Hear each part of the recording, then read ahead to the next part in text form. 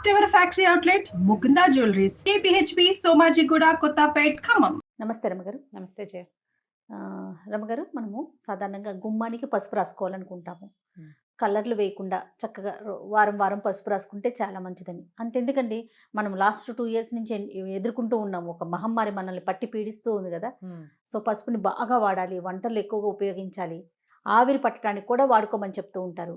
కొన్ని పచ్చళ్ళాటల్లో కూడా ఎక్కువగా మనం పసుపుని వాడుతూ ఉంటాం కదా. ఇదివరకు కూడా ఈ పసుపు వినియోగం ఇలాగే ఉండేదండి. ఉండేది. పసుపు క్రిమిసంహారిణి కదా. ఇంట్లో కూడా మనం నీళ్లు చల్లుకుంటాం, వారం పసుపు వారం పసుపు పసుపు నీళ్లు చల్లుకోవడం, శుక్రవారం పసుపు నీళ్లు చల్లడం, అవును, కళ్ళాపు చల్లేటప్పుడు చిటికెడు పసుపు వేయటం. అందులో వేసుకోవటం. పసుపులో కర్క్యూమిన్ అని ఒక ఇది ఉంది, కెమికల్. ఏదో అలా అంటారు, నాకు అలా గుర్తుంది, కర్క్యూమిన్ అనే. అయితే దీంతో ఇది మనకి శుద్ధి చేస్తుంది, అంతఃశుద్ధి బాహ్య శుద్ధి కూడాను. ఓకే. చాలా హెల్త్ పరమైన ఉపయోగాలు చాలా ఉన్నాయి. ఈ క్రిమి సంహారిణి అవ్వటం వల్ల లో లెవెల్ ఒక లెవెల్ వరకు బ్యాక్టీరియాని కంట్రోల్ చేస్తుంది. తర్వాత వైరస్లను కూడా కొంత కంట్రోల్ చేస్తుందని చెప్తారు. భోజనం చేశాక ఇదివరకటి రోజుల్లో ఇలా చేసేవాళ్ళం. అన్నాలు తిన్నాక కంచాలు తీసేసి ఆ మెతుకుల మీద పసుపు నీళ్లు చల్లి, ఆ నీళ్ళు మెతుకులన్నీ తీసేసి పసుపు నీళ్లు చల్లి తుడుచుకునేవాళ్ళు. లేదా పేడతోటి, ఆవు పేడ, రోజు ఆవు పేడ తెచ్చిపెట్టేవారు, పేడతోటి శుద్ధి చేయటం ఆ ప్రాంతాన్ని. అప్పుడు ఈ ఫుడ్ పార్టికల్స్ కింద పడడం వల్ల ఏదైనా బ్యాక్టీరియా డెవలప్ అయితే, శిలీంధ్రాలు లాంటివి అంటే బూజు లాంటిది ఏదైనా డెవలప్ అయితే వాటితోటి వచ్చే సమస్యలు రాకుండా ఉండటం కోసం విస్తారంగా పసుపు నీళ్లు వాడేవాళ్ళు. మా చిన్నతనంలో అయితే పీరియడ్స్ స్నానం చేయగానే పసుపు నీళ్ళతోటే పోసేవాళ్ళు. మామూలు మనకి అమ్మాయిలు పెద్దవాళ్ళు అయినప్పుడు కూడా పసుపు బాగా వాడతారు, పసుపు నీళ్లు పోస్తారు. దానివల్ల ఏంటంటే బ్యాక్టీరియల్ ఎఫెక్ట్స్ ఏవి లేకుండా ఉంటాయి. కొన్ని ప్రాంతాల్లో మొదటిసారి మెచ్యూర్ అయినప్పుడు పసుపు ఉండలు కూడా మింగిస్తారని విన్నాను. పసుపు ఉండ మింగిస్తారు, అదే చెప్పబోతున్నా. మాకు ఇప్పటికీ కూడా మా ఇళ్లలో ఆ పద్ధతి ఉంది. 4th డే, 4వ రోజున అంత చిన్న ముద్దలు, 2 పసుపు ముద్దలు మింగేసి నీళ్లు తాగిస్తారు. పసుపు నీళ్ళు పోసి చిన్న ఉండ చేస్తారు, మింగేసి నీళ్ళు తాగిస్తే పొట్ట శుద్ధి అయిపోతుంది. లోపల ఏదైనా చిన్న చిన్న ఇబ్బందికరమైన వ్యవహారాలు ఉంటే అవి సెటిల్ అవుతాయని, ఓవర్గా ఉంటే తగ్గుతుందని, అవ్వకపోతే సరి చేస్తుందని, లోపల శుద్ధి చేస్తుందని, ఆ లోపలికి వెళ్ళిన తర్వాత ఆ ఉన్న సమస్యని అది తీరుస్తుంది. పీరియడ్స్ అప్పుడు విస్తారంగా వాడతారు పసుపు. తర్వాత ఈ ఇంట్లో అన్ని మూలల కాస్త ఈ శుక్రవారాలు అవి ఇప్పుడు కొంచెం శుద్ధి చేసుకోవటం, ఎవరైనా మరణించిన ఇళ్లలో పసుపుతోటి శుద్ధి చేసుకోవటం, అమ్మాయిలు పెద్దవాళ్ళు అయినప్పుడు ఈ పురిటికి డెలివరీ అయిన తర్వాత అప్పుడు కూడా పసుపు వాడతాం. ఈ పసుపు అనేది మరి ఎన్ని వేల సంవత్సరాల నుంచి మన జీవితాల్లో ఉందో. సంస్కృత కావ్యాల్లో పసుపు గురించి బోల్డ్ చోట్ల కనపడుతుంది. అవునా? కావ్యాల్లో ఉందంటే, కావ్యాలంటే కాళిదాసు రాసిన కావ్యం 7వ శతాబ్దం నుంచి ఉంది కదా. మరి అప్పటి నుంచి వాడుతున్నామనేగా చెప్పాలి. అవును, అప్పటి నుంచి వాడుతున్నట్టే కదా. ఇంకా 1వ శతాబ్దంలో ఉన్న దేవాలయాలు, అప్పుడు 2వ శతాబ్దంలో కట్టిన దేవాలయాల్లో కూడా అమ్మవారికి పసుపు సమర్పించడం అనేది విధానాలు ఉండేవి. అప్పటి నుంచి ఉంది, ఇన్ని సంవత్సరాల నుంచి వాడుతూనే ఉన్నాం. దాంట్లో ఉన్న ఔషధ గుణం మనం తెలుసుకున్నాక ఆయుర్వేద శాస్త్రరీత్యా వైద్యానికి చాలా ఉపయోగపడుతుంది. కాబట్టి పసుపుని మన రెగ్యులర్ వంటల్లో, ఇళ్ళు వాకిళ్ళు శుభ్రం చేసుకోవటాల్లో, బట్టలు శుభ్రం చేసుకోవటానికి, శరీరం శుభ్రం చేసుకునేటప్పుడు నలుగులోకి కొంచెం పసుపు వేసుకోవటం, ఇవి అలవాటు చేసేసారు. ఇది పైగా మనకి పసుపు పవిత్రమైన దినుసుల్లో ఒకటి. అవును, అమ్మవారికి పసుపు కుంకుమ సమర్పిస్తాం. పసుపు స్త్రీలకి అత్యంత అవసరమైనది. ఇది వరకు నీళ్లలో తిరిగేవాళ్ళు, బాగా తడిలో తిరిగి పని చేయాల్సి వచ్చేది, నీళ్లు తెచ్చుకునేవాళ్ళు, కాళ్ళు పాడైపోతుండేవి. ఎప్పుడు పసుపు రాసుకోవటం, వాకిళ్ళకి రోజు వాకిలి గుమ్మానికి పసుపు రాసి బొట్టెట్టి ముగ్గేసి బొట్టు పెట్టడం, పాదాలకు పసుపు రాసుకోవటం, ఒక చిటికెడు పసుపు ముఖానికి రాసుకోవటం ఎవ్రీడే. ఆ తర్వాత ఇప్పుడు మనం ఈ డూష్లు అవి చాలా వచ్చినాయి కదా, వాష్లు అంటే మన ప్రైవేట్ పార్ట్స్ వాష్ చేయాలి, అది పసుపుతోటి వాష్ చేయించేవాళ్ళు ఇది వరకు, పసుపు నీళ్లతోటి. మనకు చాలా కనపడుతున్నాయి అడ్వర్టైజ్మెంట్స్ కూడా. మనం దీన్ని వాడుకోవచ్చు పసుపుని. అయితే ఈ పసుపుని కొని ప్యాకెట్లలో ఉన్నది కాకుండా మనం పసుపు కొమ్ములు తెచ్చుకుని చక్కగా కొట్టి 2 దెబ్బలు కొట్టేస్తే పగులుతాయి. మంచిగా ఎండబెడితే బాగా చక్కటి మంచి రంగున్న పసుపు వస్తుంది. అప్పుడు పసుపుని పట్టించేసుకోవడం, మిక్సీ చేసుకోవచ్చు. మంచి మిక్సీ ప్రీతి లాంటివి కాస్త బాగా పనిచేస్తారు, వచ్చేస్తుంది. అవును, బాగా చక్కగా వస్త్రకాళితం చేయటమో లేదా జల్లెడ పట్టడమో, 100వ నెంబర్ జల్లెడ తెచ్చుకున్నామంటే చక్కగా జల్లెడ పట్టేసేసి పసుపు వాడుకోవచ్చు.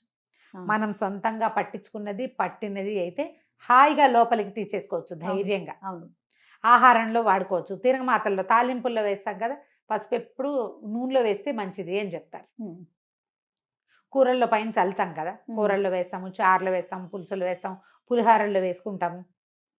చాలా తాలింపులు, పసుపు లేని తాలింపులే ఉండవు మనకి. అవును ఒక చిటికెడు పసుపు తప్పకుండా వేస్తాం. దానివల్ల ఏంటంటే అలా అందులో ఉన్న కర్క్యూమిన్ వల్ల ఇంత అంతర్గతంగా లోపల ఉన్న పేగులు అవి శుభ్రపడతాయని.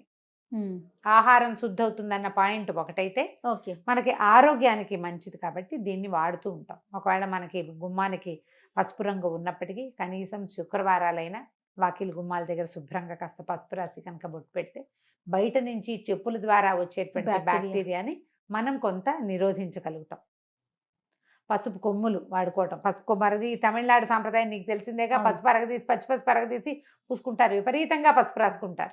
వాళ్ళని పసుపుగా ఉంటాయి, ఎక్కువ భాగం కనిపిస్తుంది. సూత్రాల తాళ్ళు కూడా పసుపుగా ఉంటాయి. ఈ స్నానాలు చేసేటప్పుడు శుక్రవారం తలంట్లు పోసుకునే వాళ్ళు, శనివారాలు తలంటి పోసుకునే వాళ్ళు ఉంటారు కదా, సున్ని పిండిలో తప్పకుండా పసుపుని వేసుకుంటే శరీరం మీద మచ్చలు అవి తగ్గిపోతాయి. హెయిర్ గ్రోత్ తగ్గుతుంది అంటారు కానీ ఏమో అదంతా బాగా అనిపించదు నాకు. కానీ కొంచెం కలర్ చక్కగా ఉంటుంది, శరీరపు రంగు బాగుంటుంది. అంతంత పసుపు వేసుకుంటే ఎల్లో కలర్ వస్తుంది. ఒక చిటికెడు పసుపుని కూడా యాడ్ చేసుకుంటే కనుక పసుపు చాలా విధాలుగా ఉపయోగపడుతుంది. రమ్మగారు ఏ వయసు వారు తీసుకోవచ్చు అంటారు పసుపు?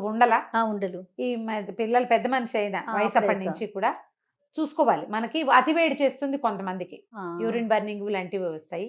అలాంటివి ఏమీ లేకపోతే పొట్టలో ఏదైనా ఇబ్బంది ఉందేనే అనిపిస్తే కనుక అప్పుడు తప్పకుండా వేయచ్చు. మేనోపాజ్ స్టేజ్లో కూడా వేసుకోవచ్చు. మనకి పీరియడ్కి సంబంధించినవి, గర్భాశయానికి సంబంధించిన వ్యాధులు ఏ ఉన్నా సరే మంచి పసుపు ఇంట్లో పట్టుకున్నది 2 కుంకుడు గింజలంత ఉండలు, 2 ఉండలు పీరియడ్ వచ్చిన 4th డే స్నానం చేసేస్తారు. పసుపు రాసుకుని స్నానం చేయటం, 2 ఉండలు పొద్దున్నే ఇచ్చేస్తే చాలా బాగా ఉపయోగపడుతుంది. పరగడుపుని తీసుకోవటం, పరగడుపుని వేసేసుకోవటం ఏంటి, పిల్లలకి అది అలవాటు చేసేయాలి జయ. పిల్లలకి ఎలా తింటారు, ఎలా మింగుతారు, గొంతు కట్టం పడుతుంది, అడగకూడదు. అట్లా టాబ్లెట్లు మింగరు, అంతే అలాగే అలవాటు చేయాలి. చేస్తే పొట్ట కూడా బాగుపడుతుంది కదా. అదైనా తర్వాత ఇంకొకటి, పసుపుతో నేను రెగ్యులర్గా చేసే 2 రెమెడీలు చెప్తా. అలర్జీ కాఫ్ వస్తుంది కొంతమంది, గట్టిగా ఏదో దుమ్ముకి దగ్గు వస్తూ ఉంటుంది, పొద్దున్న లేవగానే చిక్కి తుమ్ముతూనే ఉంటారు.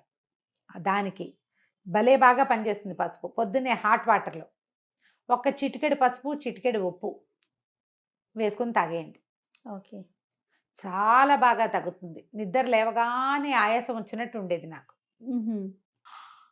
అలా అనాల్సి వచ్చేది. ఊపిరి ఆడట్లేదు అనిపిస్తుండేది. ఏదో ఆ పొద్దుటి పూట తెలిమంచుకి దుమ్ము ఎలర్జీ అనమాట.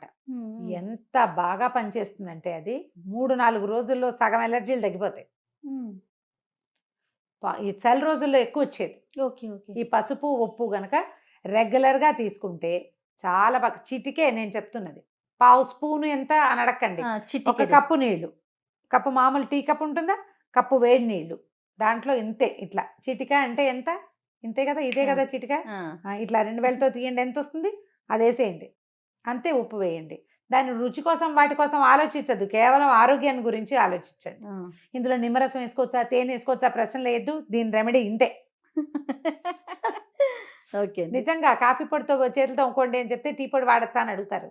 అలా అడుగుతున్నారని ఈ మాట చెప్తున్నా. వేరే ఏ యాడిషన్స్ చెయ్యొద్దు. వేడి నీళ్ళల్లో ఇది వేసుకొని ఉప్పు పసుపు ఎంత బాగా పనిచేస్తుందో. అయితే మన దగ్గర మనం హల్దీ వాళ్ళ దూదు తాగే విధానం లేదు, మనం వాడం దాన్ని. అవునవును, నార్త్ ఇండియన్స్ బాగా వాడతారు. ఏమైనా దెబ్బలు తగిలితే పాలల్లో పసుపు వేసుకుని తీసుకోవటం. మనం అంత విరివిగా పసుపు తీసుకునే విధానం లేదు.